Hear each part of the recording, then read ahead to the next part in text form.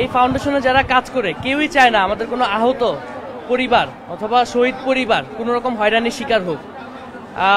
আমরা এটা দেখতে পারি যে কিছু আহত ব্যক্তিদেরকে আমাদের যে সেবাটি আছে সেই সেবাটি দেওয়ার ক্ষেত্রে কিছুটা দীর্ঘসূত্রতা হয়, কিন্তু সেটি ফাউন্ডেশনের কোনো এমপ্লয়ি অথবা ফাউন্ডেশনের কোনো দায়িত্ববান যারা আছে তাদের ভুলের কারণে নয়। আমি যদি আপনাকে এক্সাম্পল দেই, এরকম একজন আহত আমার কাছে এসেছে। সে 5ই আগস্টের পরে অর্থাৎ 12ই আগস্টে যখন ট্রাফিকের কার্যক্রম চলে তখন সে আমাদের কাছে ফাইল জমা দিয়েছে এবং তার এটা এমআইএস কর্তৃক ভেরিফাইড যে সে আন্দোলনের আহত। কিন্তু আমরা যখন যাচাই বাছাই করেছি আমরা দেখতে পেরেছি যে সে আগস্টের 12 তারিখে আহত হয়েছে এবং মেডিকেলে ট্রিটমেন্ট নিয়েছে। এবং তার মানে আপনারা তো বুঝতেই পারতেছেন যে সে আন্দোলনের আহত না, আন্দোলনের বাইরের আহত। এরকম কিছু স্পেসিফিক কেসের কারণে আমরা অধিক সাবধানতা অবলম্বন করি এবং এই যে যাচাই বাছাই প্রক্রিয়াটি আছে সেই যাচাই বাছাই প্রক্রিয়াটি আমরা করে থাকি। আপনাকে আরেকটি উদাহরণ দিই।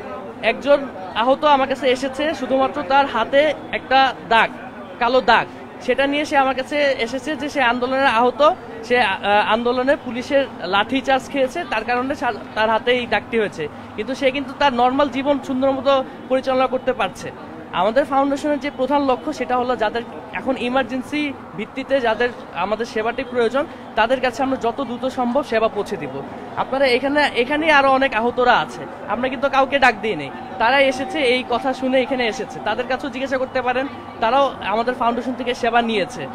আমি স্বীকার করছি যে এরকম 1-2 জন আছে যাদের ক্ষেত্রে দীর্ঘসূত্রতা হচ্ছে, সেটি আমরা অধিকত যাচাই বাছাইয়ের জন্য যাতে নিশ্চিত করতে পারি যে তারা এই আন্দোলনের প্রকৃত আহত, সেটার জন্য এই সময়টি প্রয়োজন হচ্ছে। কিন্তু সেটি সবার ক্ষেত্রে নয়।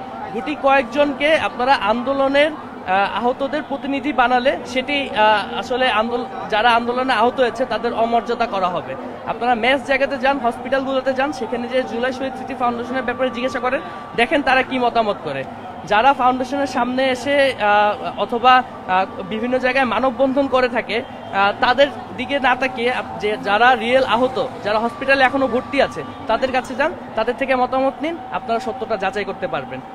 আপনারা ইতিমধ্যে সার্জিস আলম ভাইয়ের পোস্ট দেখেছেন, সেখানে সে ইতিমধ্যে পরিষ্কার করেছে যে আমাদের জুলাই শহীদ স্মৃতি ফাউন্ডেশনের গঠনতন্ত্র যেটি আছে সেটি সংশোধন করা হয়েছে যাতে আমরা অধিকতর স্বচ্ছতার সাথে এবং ইফেক্টিভভাবে আমরা জুলাই শহীদ স্মৃতি ফাউন্ডেশনের যে সেবাগুলো আছে সেগুলো আহত এবং শহীদ পরিবারদের কাছে পৌঁছে দিতে পারি। সেই প্রেক্ষিতেই আমাদের গঠনতন্ত্র অনুযায়ী এখন 3টি বডি হয়েছে।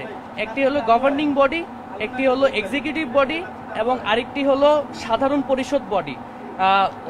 গভর্নিং বডিতে ডক্টর মোহাম্মদ ইউনূস স্যার সহ আমাদের যারা উপদেষ্টা মহোদয়রা আছে তারা গভর্নিং বডির সদস্য, তারা আমাদেরকে বিভিন্ন রকম দিক নির্দেশনা দিবে আমাদেরকে এক্সিকিউট করার জন্য। আর এক্সিকিউটিভ কমিটির হেড হিসেবে আমি আছি, সিইও হিসেবে, এবং আমি মাঠে যে কাজগুলো ইমপ্লিমেন্টেশন করা দরকার সেগুলোর হেড হিসেবে আমি সেগুলো ইমপ্লিমেন্টেশন করব। সেক্ষেত্রে এই যে গঠনতন্ত্রটি আপডেট করা হয়েছে তার ফলে জেনারেল সেক্রেটারি যে পোস্টটা, সেই পোস্টটার এখন কোনো প্রয়োজন নেই আমাদের যে নতুন গঠনতন্ত্র অনুযায়ী। সেই জন্যই সার্জিস ভাই যেহেতু অন্যান্য কাজেও ব্যস্ত আছে, সে নিজের থেকেই বলেছে যে জেনারেল সেক্রেটারি পোস্টে যেহেতু এখানে আর কোনো দরকার নেই, আমাদের ফাউন্ডেশনের কাজকে আরো গতিশীল করার জন্য সে নিজের থেকে বলেছে যে জেনারেল সেক্রেটারি পোস্টের আর কোনো প্রয়োজন নেই, সেক্ষেত্রে সে আর এই ফাউন্ডেশনে থাকবে না। সে পুরোটাই এই গঠনতন্ত্রের উপর ভিত্তি করে গঠনতন্ত্রের যারা এক্সিকিউটিভ কমিটিতে আছে, গভর্নিং বডিতে আছে, তাদের উপর দায়িত্ব দিয়ে সে তার দায়িত্ব পালন করে। এখানে আরো আহত ভাই বোনরা আছে, হসপিটালেও বিভিন্ন আহত ভাই বোনরা আছে যারা বিভিন্ন সময় নানা সময় আমাদের ফাউন্ডেশনে এসেছে বিভিন্ন সেবা প্রাপ্তির লক্ষ্যে, এবং আরো শহীদ পরিবাররা আছে। তাদের সাথে আপনারা যোগাযোগ করতে পারেন, যোগাযোগ করে আপনারা দেখতে পারেন যে আমাদের দিক থেকে কোনো আন্তরিকতার ঘাটতি আছে কিনা। যদি আন্তরিকতার ঘাটতি থেকে থাকে বা কোনো স্পেসিফিক কোনো আমাদের ফাউন্ডেশনের কর্মকর্তার বিরুদ্ধে যদি অভিযোগ থেকে থাকে, আমি রিকোয়েস্ট করব যে সেই স্পেসিফিক ব্যক্তির নাম ধরে আমাদের কাছে জানানো হলে আমরা সেটা এফেক্টিভ ওয়েতে সেটা সমাধান করতে পারবো, বা সেই কর্মকর্তার বিরুদ্ধে কি প্রয়োজনীয় ব্যবস্থা গ্রহণ করা লাগে সেটা আমরা নিতে পারবো। কিন্তু এখন পর্যন্ত কিন্তু কেউ আমাদেরকে এরকম অফিসিয়ালভাবে বা স্পেসিফিকভাবে কোনো কর্মকর্তা গণের নাম দিয়ে আমাদের কাছে অভিযোগ জানাতে পারেনি যে এই মানুষটাই যারা শহীদ পরিবার আছে বা আহত পরিবার আছে তাদের সাথে দুর্ব্যবহার করেছে। এবং আমিও বিভিন্ন শহীদ পরিবার এবং আহত পরিবারদের সাথে যখন সরাসরি এইসব বিষয়ে কথা বলি, এই শহীদ পরিবার এবং আহত পরিবাররা কখনোই আমার কাছে এটি কখনোই বলেনি যে ফাউন্ডেশন থেকে তাদের সাথে দুর্ব্যবহার করা হয়েছে বা ফাউন্ডেশনের কোনো কর্মকর্তা তাদের সাথে কোনো খারাপ ব্যবহার করেছে।